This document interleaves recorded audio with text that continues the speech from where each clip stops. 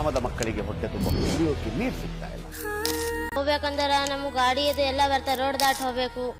ಅಧಿಕಾರಿಯನ್ನ ಕರೆಸಿದ್ವಿ, ಯಾವ ಅಜ್ಜಪ್ಪ ಹೇಳ್ತಾರೋ ಅದೇ ಜಾಗದಲ್ಲಿ ಅವರು ಇಲ್ಲೇ ಸಿಗತ್ತೆ ನೀರು ಅಂತ ಹೇಳ್ತಾರೆ.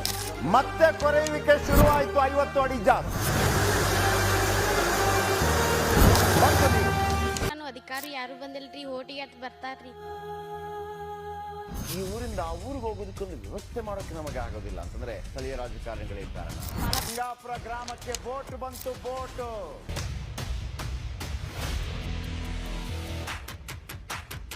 ಇದು ರಿಪಬ್ಲಿಕ್ ಕನ್ನಡದ ಮೆಗಾ ಇಂಪ್ಯಾಕ್ಟ್. ನೀವು ಈ ರೀಸೆಂಟ್ ಆಗಿ ಒಬ್ರನ್ನ ಗಮನಿಸಿರ್ಬೋದು, ಬಾ ಶೆಡ್ಗೆ ಹೋಗೋಣ ಅಂತ. ನಮಗ್ ಮಾಡೋ ಕೆಲಸ ಇಲ್ಲ, ಶೆಡ್ಗೆ ಹೋಗೋಣ ಬಾ,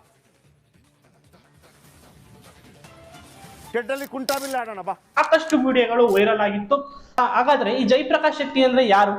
ರಿಪಬ್ಲಿಕ್ ಟಿವಿ ಮಾಡ್ತಾ ಇರುವಂತ ಕೆಲಸನಾದ್ರೂ ಏನು? ಈ ವಿಡಿಯೋದಲ್ಲಿ ಸಂಪೂರ್ಣವಾದಂತ ಮಾಹಿತಿಯನ್ನ ತಿಳ್ಕೊಳ್ಳೋಣ. ನಮ್ಮ ಚಾನಲ್ ಫಸ್ಟ್ ಟೈಮ್ ಭೇಟಿ ಕೊಟ್ಟಿದ್ರೆ ಸಬ್ಸ್ಕ್ರೈಬ್ ಮಾಡ್ಕೊಳ್ಳಿ, ಹಾಗೂ ಬೆಲ್ ಬಟನ್ ಮೇಲೆ ಕೂಡ ಕ್ಲಿಕ್ ಮಾಡಬಹುದು. ಹಾಗೂ ನಿಮ್ಮ ಪ್ರಶ್ನೆಗಳು ಏನಾದ್ರು ಪ್ರಶ್ನಿಸಬಹುದು ಇನ್ಸ್ಟಾಗ್ರಾಮ್ ಮುಖಾಂತರ, ಹಾಗೂ ಕೆಳಗಡೆ ಕಮೆಂಟ್ ಕೂಡ ಮಾಡಬಹುದು.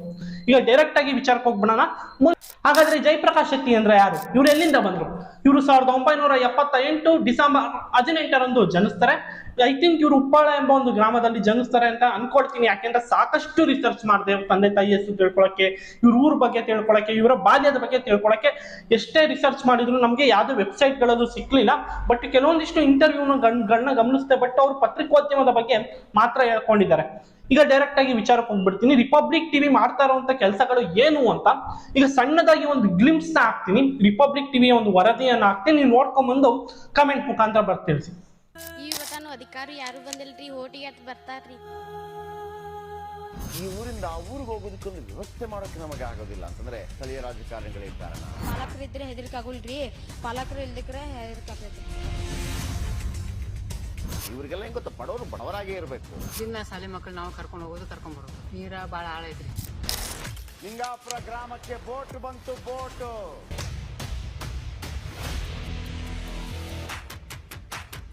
ಇದು ರಿಪಬ್ಲಿಕ್ ಕನ್ನಡದ ಮೆಗಾ ಇಂಪ್ಯಾಕ್ಟ್.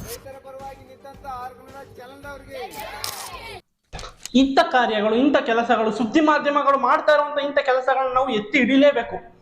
ಜನಗಳು ನಾವೆಲ್ಲ ಗುರುತಿಸ್ಲೇಬೇಕು. ಯಾಕೆ ಅಂದ್ರೆ ಕೆಲವೊಂದಿಷ್ಟು ಜನರ ಮನಸ್ಥಿತಿ ಹೇಗಿದೆ ಅಂದ್ರೆ, ಸುದ್ದಿ ಮಾಧ್ಯಮಗಳು ಬರೀ TRP ಗೋಸ್ಕರ ಮಾಡ್ತಾ ಇದ್ದಾರೆ ಅಂತ ಕೆಲವೊಂದಿಷ್ಟು ಜನ ಹೇಳ್ತಾರೆ.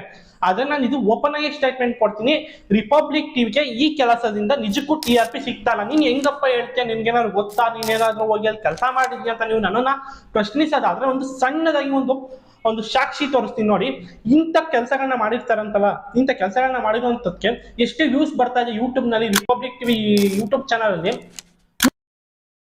ವ್ಯೂಸ್ ಬರ್ತಾ ಇದೆ ನೋಡಿ. ಇವ್ರಿಗೆ 84, 150, ಐ ಥಿಂಕ್ ಆ 3 ಜನಗಳು ಮಾತ್ರ ನೋಡಿರ್ತಾರೆ. ಅಲ್ಲಿಂದ ಹೊರಗಡೆ ಆಡಿಯನ್ಸ್ ನೋಡಕ್ ಹೋಗಿರೋದಿಲ್ಲ. ಇಂಥ ಸುದ್ದಿಗಳನ್ನ ಮಾಡಿದ್ರೆ ನೀವ್ ಯಾರು ಸಪೋರ್ಟ್ ಮಾಡೋದಿಲ್ಲ, ನೀವ್ ಯಾರು ನೋಡೋದಿಲ್ಲ. ನಿಮ್ಗೆ ಸಣ್ಣ ಪುಟ್ಟ ವಿಚಾರನೇ ಆಗಿರ್ಬೋದು, ಯಾವ್ದೋ ಒಂದು ಅಜ್ಜಿಗೆ ಅಕ್ಕಿ ಸಿಕ್ಲಿಲ್ಲ, ಇನ್ನೊಬ್ರಿಗೆ ಯಾರಿಗೋ ಸ್ಕೂಲ್ ಕಾಲೇಜಿಗೆ ಹೋಗುವಂತ ಮಕ್ಳುಗಳಿಗೆ ರೋಡ್ ಸರಿ ಇರ್ಲಿಲ್ಲ, ದಾರಿ ಸರಿ ಇರ್ಲಿಲ್ಲ ಅನ್ನೋದು ನಿಮ್ಮ ಪ್ರಕಾರ ಸಣ್ಣದಾಗೆ ಕಾಣಿಸ್ಬೋದು. ಬಟ್ ಅಲ್ಲಿ ಅನುಭವಿಸ್ತಾ ಇರ್ತಾರಲ್ಲ ಆ ಕಷ್ಟಗಳನ್ನ, ಅದು ಅವ್ರಿಗೆ ಗೊತ್ತಿರುತ್ತೆ ಅದು ಎಷ್ಟು ದೊಡ್ಡ ನೋವು ಅಂತ. ಕುಡಿಯಕ್ ನೀರಿಲ್ಲ ಸ್ವಾಮಿ. ಈಗ ರೀಸೆಂಟ್ ಆಗಿ ಐ ಥಿಂಕ್ ಸೂಪರ್ 3 ನೋಡಿದ್ರು, ಕುಡಿಯಕ್ ನೀರ್ ಇರ್ಲಿಲ್ಲ, ಬೋರ್ವೆಲ್ ಎಲ್ಲ ತೋರಿಸಿದ್ರು, ಆದ್ರೂ ನೀರ್ ಸಿಕ್ಲಿಲ್ಲ. ಬಟ್ ರಿಪಬ್ಲಿಕ್ ಟಿವಿ ರಿಪೋರ್ಟರ್ ಅಲ್ಲಿ ಹೋಗಿ ಜಯಪ್ರಕಾಶ್ ಶೆಟ್ಟಿ ಅವರು ಸಹಿತ ಅದಕ್ಕೆ ಸಪೋರ್ಟ್ ಕೊಟ್ಟು ಆ ಕೆಲಸವನ್ನ ಮಾಡಿಸಿದ್ದಾರೆ. ಅಲ್ಲಿ ಐ ಥಿಂಕ್ 350 ಅಡಿನೋ 400 ಅಡಿಯನ್ನ ಅಳಿಸಿದ್ಕೆ ನೀರ್ ಸಹಿತ ಬಂತು. ಈ ಗ್ರಾಮದ ಮಕ್ಕಳಿಗೆ ಹೊಟ್ಟೆ ತುಂಬ ಕುಡಿಯೋಕೆ ನೀರು ಸಿಗ್ತಾ ಇಲ್ಲ.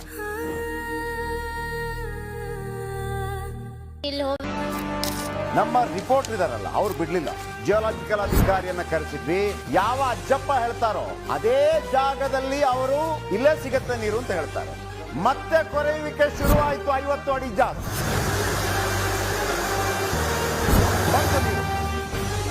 ಬೋರ್ವೆಲ್ಗೆ ಈಗ ಮೋಟಾರ್ ಅಳವಡಿಕೆ ಆಗ್ತಾ ಇದೆ. ಇದು ಆ ಮಕ್ಕಳಿಗೆ ನೀರು ಕೊಡುವಂತ ನಮ್ಮ ಒಂದು ಕನಸು. ಮಕ್ಕಳಿಗೆ ಕುಡಿಯಕ್ಕೆ ನೀರಾಯ್ತು. ಇಂಥ ಕೆಲಸಗಳನ್ನ ಮಾಧ್ಯಮಗಳು ಮಾಡ್ತಾ ಇದೆ.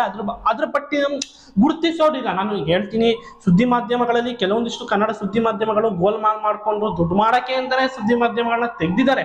ನನಗೆ ಇಲ್ಲ ಅಂತ ಹೇಳಲ್ಲ, ಅಂತ ಅನೇಕ ಪತ್ರಕರ್ತರು ಇದ್ದಾರೆ. ಅಂತ ಪತ್ರಕರ್ತರು ಜೈಲಿಗೂ ಹೋಗಿದ್ದಾರೆ. ನಾನು ಯಾರ ಬಗ್ಗೆ ಮಾತಾಡ್ತಾ ಇದ್ದೀನಿ ಅಂತ ಕಮೆಂಟ್ ಮುಖಾಂತರ ಬರ್ತಿರ್ಸಿ ಲೆಜೆಂಡ್ಗಳು. ಬಟ್ ನಾನು ಏನ್ ಹೇಳ್ತೀನಿ ಅಂದ್ರೆ, ಇಂಥವ್ರಿಗೆ ನಾವೆಲ್ಲ ಸಪೋರ್ಟ್ ಮಾಡಬೇಕು. ಬಟ್ ಯಾಕೆ ನಮ್ಮ ಜನಗಳು ಇಂಥ ಸುದ್ದಿಗಳನ್ನ ನೋಡಿ ಸಪೋರ್ಟ್ ಮಾಡೋದಿಲ್ವೋ ಗೊತ್ತಿಲ್ಲ. ಎಂತ ಒಳ್ಳೆ ಕೆಲಸ ಸ್ವಾಮಿ. ಇವರು ಇದೊಂದೇ ವಾಹಿನಿಯಲ್ಲಿ ಮಾಡಿರ್ಲಿಲ್ಲ ಜಯಪ್ರಕಾಶ್ ಶೆಟ್ಟಿ ಅವರು. ಏಷ್ಯಾನೆಟ್ ಸುವರ್ಣ ನ್ಯೂಸ್ ನಲ್ಲಿ ಬಿಗ್ 3 ಅಂತ ಸೇಮ್ ಇದೇ ಕೆಲಸವನ್ನ ಮಾಡ್ತಾ ಇದ್ರು. ಬಿಗ್ 3 ಅಂತ ಒಂದು ಪ್ರೋಗ್ರಾಮ್ ಬರ್ತಾ ಇತ್ತು. ಆ ಒಂದು ಪ್ರೋಗ್ರಾಮ್ ನಲ್ಲಿ ಸಹಿತ ಈ ತರ ಸಾಮಾನ್ಯ ಜನರಿಗೆ, ಸಾಮಾನ್ಯ ದಿನನಿತ್ಯ ಸಮಸ್ಯೆ ಇರುವಂತಹ ಜನರಿಗೆ ಕೆಲಸವನ್ನ ಮಾಡಿಸ್ಕೊಡ್ತಾ ಇದ್ರು. Hats off to Jayaprakash Shetty ಹಾಗೂ ರಿಪಬ್ಲಿಕ್ ಟಿವಿ ಸಹಿತ ಹಾಗೂ ಏಷ್ಯಾನೆಟ್ ಸುವರ್ಣ ನ್ಯೂಸ್ ಅಲ್ಲಿ ಈ ರೀತಿ ಅನೇಕ ಕೆಲಸಗಳು ಆಗ್ತಾ ಇದೆ. ಬಟ್ ಈಗ ಜಯಪ್ರಕಾಶ್ ಶೆಟ್ಟಿ ಅವರು ಆ ವಾಹಿನಿಯಲ್ಲಿ ಇಲ್ಲ, ರಿಪಬ್ಲಿಕ್ ಟಿವಿಯಲ್ಲಿ ಕೆಲಸ ಮಾಡ್ತಾ ಇರೋದ್ರಿಂದ ರಿಪಬ್ಲಿಕ್ ಟಿವಿ ಮುಖಾಂತರ ಆಗ್ತಾ ಇದೆ. ಯಾವ ವಾಹಿನಿ ಮುಖಾಂತರ ಆದ್ರೂ ಸಾಮಾನ್ಯ ಜನರಿಗೆ ಅದ್ರ ಮುಖಾಂತರ ಸಮಸ್ಯೆಯನ್ನ ಪರಿಹಾರ ಆದ್ರೆ ಸಾಕಲ್ವಾ, ಅದೇ ಕೆಲಸವನ್ನ ಮಾಡ್ತಾ ಇದ್ರೆ.